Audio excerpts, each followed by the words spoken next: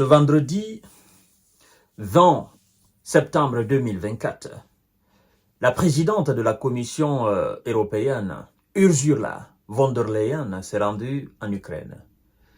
Et M. Zelensky, lors d'une conférence de presse, a fait une déclaration sur ce qu'il pense avoir comme son plan de victoire et qui va alors causer la fin de la guerre, l'arrêt immédiat de la guerre en Ukraine. Nous allons y revenir sur les circonstances de l'arrivée de cette présidente de la Commission européenne. Mais ce qui nous intéresse dans ce sujet, dans cette émission, c'est le plan de paix de le plan de victoire de M. Zelensky. Alors, vous savez qu'il est annoncé le 26 de ce mois aux États-Unis où il sera reçu par M. Biden, séparément à la candidate des démocrates Kamala Harris. Et éventuellement, il souhaite aussi rencontrer M. Donald Trump. Alors, il y a quelques jours, M. Zelensky n'a cessé de nous dire qu'il a un plan de victoire.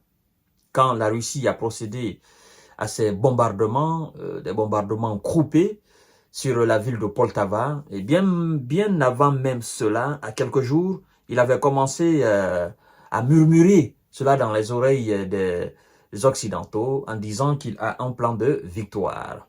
Et donc, pendant ce temps, il demandait au Wizard l'autorisation de frapper ce qu'il estimait être des cibles vraiment très haut de gamme en Russie, qui devaient, selon lui, porter des coups très durs à la Russie.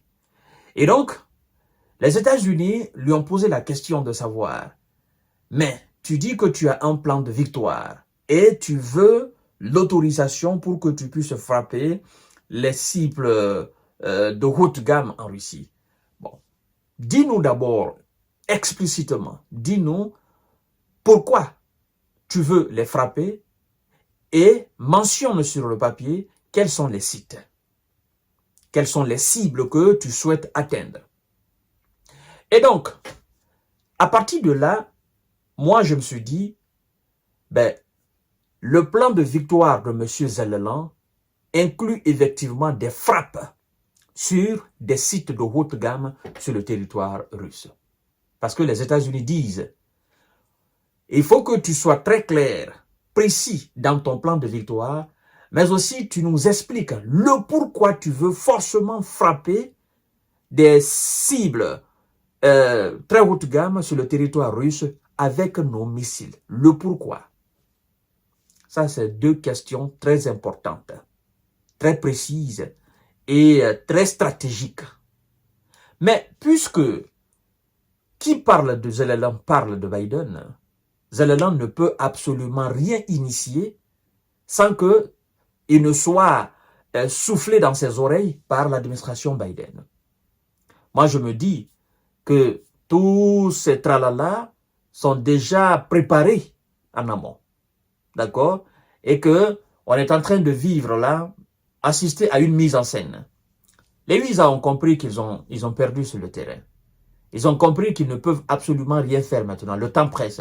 Biden doit partir.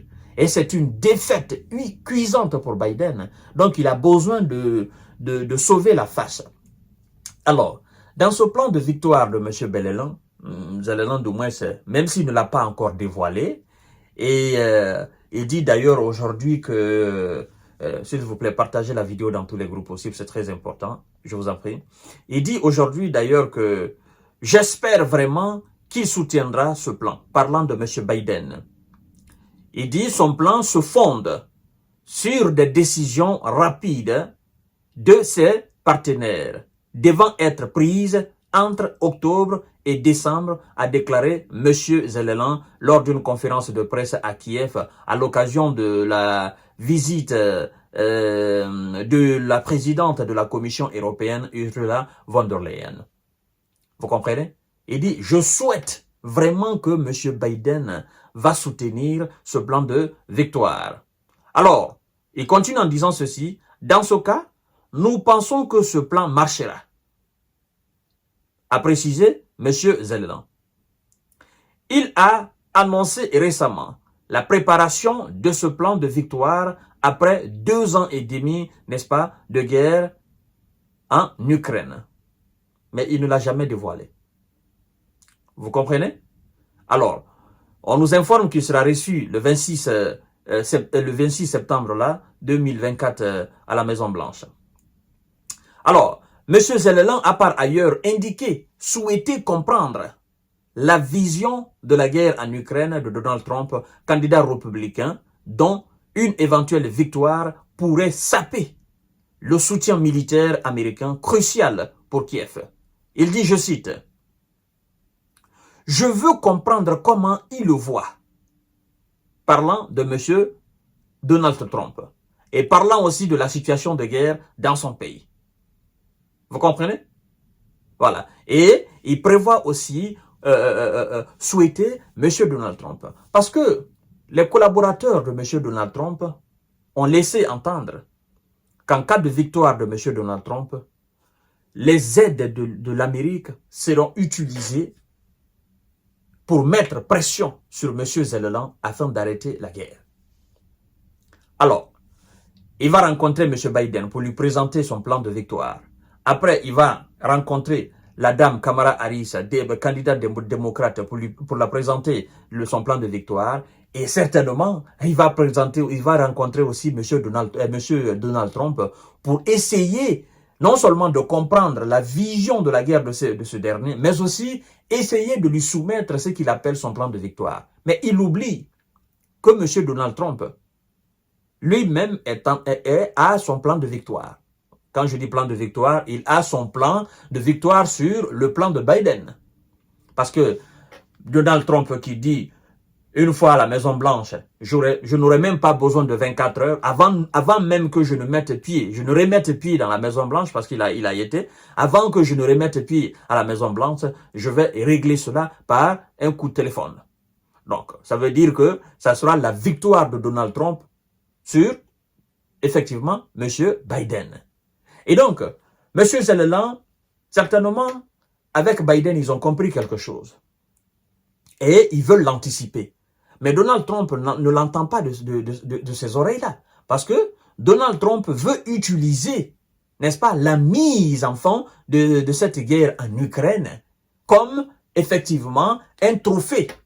Un trophée un trophée politique. Qu'on puisse dire, M. Biden a déclaré la guerre, et puis Biden a été incapable d'arrêter la guerre, et Donald Trump est venu, paf, d'un seul coup, il a arrêté. Donald Trump est venu, paf, d'un seul coup, il a arrêté ce qui se passe à Moyen-Orient, entre l'Israël et Palestine. Donald Trump est venu, paf, il a arrêté ce qui se passe au Liban. Il est venu, paf, il a arrêté ce qui s'est passé au Soudan, et donc, effectivement, ça peut être politiquement correct pour monsieur Donald Trump pour les 4 ans qu'il va passer aussi à la tête des États-Unis. Vous voyez? Donc, je pense que monsieur Zelensky, il doit plutôt s'appuyer sur monsieur Biden pour essayer de faire quelque chose ce mois d'octobre. Parce que le mois de novembre, Biden va quitter. Zelensky doit faire le tout. C'est-à-dire, il doit mettre toute son énergie sur M. Biden. Il doit mettre une pression sur l'administration Biden maintenant jusqu'à le mois de novembre. Sinon, peut-être que Donald Trump va l'accueillir, il va l'écouter et puis il va le chasser. Parce que lui ne veut pas que ça soit une victoire pour le camp Biden. C'est ce que Zelensky ne comprend pas. Et donc, ce plan qu'il appelle ce plan de victoire, ben, certainement, d'ici le 26 ou après le 26, nous allons voir le contenu de ce plan. Mais si c'est pour frapper des cibles de haute gamme sur le territoire russe, parce que moi j'entends par là site de haute gamme, en fait, des centrales nucléaires russes, d'accord, de très grandes usines de fabrication d'armes en Russie, aussi de très grandes raffineries sur le sol russe, voilà, ou des îlots de ces missiles, d'accord, ou voilà des sites qu'on peut considérer comme des centres névralgiques effectivement de la défense russe, voire même de l'économie russe.